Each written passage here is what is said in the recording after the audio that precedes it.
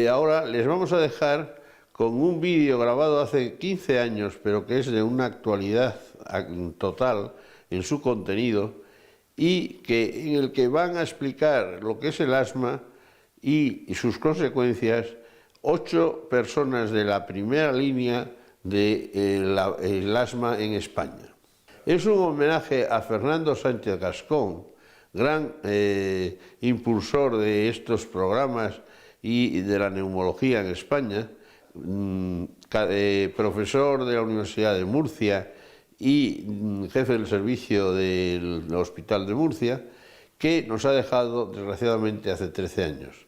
También hay que mencionar que el doctor Curto hace 4 o 5 meses nos ha dejado también. En homenaje a ellos vamos a ver este vídeo. Y vamos a aprovechar para hacer una recopilación del estado actual de la situación del asma en este momento.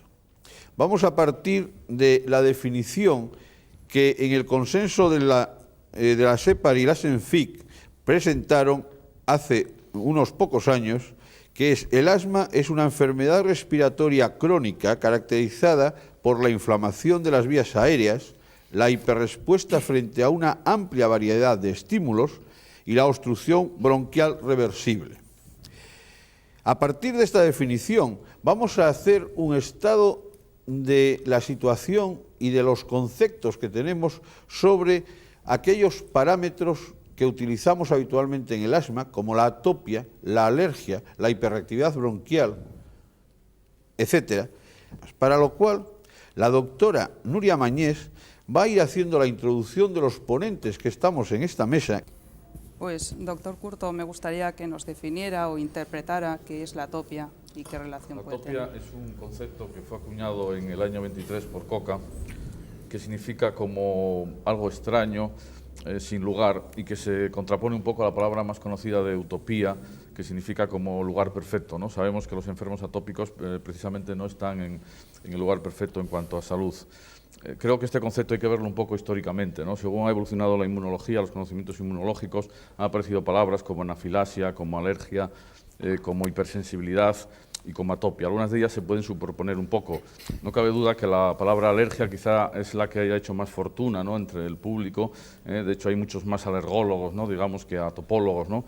Curiosamente, porque muchas enfermedades de las que nosotros como dermatólogos manejamos, como la urticaria crónica y la dermatitis atópica, podemos decir que o no son del todo alérgicas o incluso que tienen a veces poco de alérgicas, ¿no? Una idea importante para entender lo de atopia es que es una predisposición familiar, ¿no? Es decir, quizás sea la idea más importante. Son pacientes que de una forma desmesurada reaccionan ante antígenos o ante alergenos comunes. Alergenos comunes que son los ácaros del polvo, como es el polen, y todo esto mediado sobre todo por la IgE. Es normal que ante venenos muy potentes, como el veneno de avispa o de abeja, todo el mundo reaccione, pero no lo es ante estos, digamos, alergenos más sencillos. Esta predisposición familiar quiere decir que puede haber pacientes con lo que se llama la tríada atópica, que son sobre todo la dermatitis atópica, algunas variantes del asma, como sabéis mucho mejor que yo, y la rinitis alérgica. Y sin embargo, otros parientes de estos pacientes, pues lo que tendrán serán estigmas atópicos. Nosotros en dermatología es muy importante el conocer estos estigmas atópicos porque nos permite reconocer a unos pacientes que para nosotros son muy complicados, ¿no? Un dermatólogo americano decía que en su consulta prefería recibir un león inesperadamente que a un enfermo atópico. Muchas gracias. Doctor Puyo, ¿nos podría definir qué es la alergia, ya que parece estar bastante relacionada con el asma? Sí, bueno, yo quería decir que en pocas palabras la alergia no es una enfermedad, como tradicionalmente se maneja, en fin, entre las personas. Más bien es una manera de responder, es una respuesta adquirida. Realmente no se nace alérgico, se nace atópico, por tanto predispuesto. Es una respuesta, por tanto, adquirida, mediada por un mecanismo inmunológico exagerado, si se quiere, o atípico, frente a diversos factores ambientales o de otro tipo que ocurren en determinadas personas, generalmente atópicas, y que conduce a la aparición de una serie de síntomas clínicos entre los cuales puede figurar el asma. Muchas gracias. Doctor Armengol, ¿podría definirnos o interpretarnos qué es la hiperreactividad bronquial y la inflamación de lo cual se habla y entra dentro de la definición del asma? El concepto de asma incluye dos trastornos funcionales fundamentales: la reactividad bronquial y la obstrucción de las vías aéreas. En cuanto a la obstrucción, tiene dos características: que es variable, revierte en forma espontánea o con tratamiento, y tiene ritmo. Se manifiesta particularmente y especialmente durante la noche o la madrugada. Hablando concretamente de la hiperreactividad bronquial, cuando hablamos de hiperreactividad nos referimos al incremento del tono muscular de las vías aéreas, por el que los bronquios se estrechan con facilidad y de forma exagerada ante estímulos físicos, químicos o biológicos. El paciente tiene síntomas ante la presencia de determinados olores, humos, polvo, ambiente frío, ejercicio, toma de determinados medicamentos o contacto con algunos alergenos. Una definición resumida de asma podría ser que es aquella que considera que hay presencia de síntomas de hiperreactividad bronquial, porque destaca especialmente el papel de la hiperreactividad.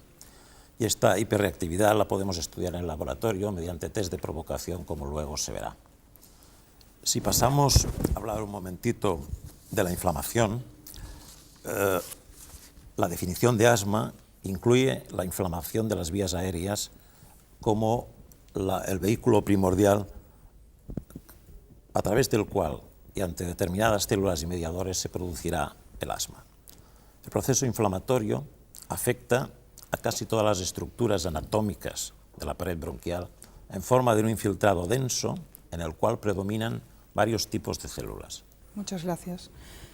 Doctor Álvarez Sala, ¿podría comentarnos o dar unas pinceladas sobre la epidemiología en el asma? El asma es una enfermedad crónica y que además sucede en cualquier edad de la vida. Esto hace que sea una enfermedad muy prevalente. Un estudio europeo en la década de los 90 establece una prevalencia de asma en personas de 20 a 44 años de alrededor de un 4,5%. Y en España, el estudio IBERPOC en personas entre 40 y 69 años mantiene que tienen el diagnóstico de asma alrededor de un 5% de las personas.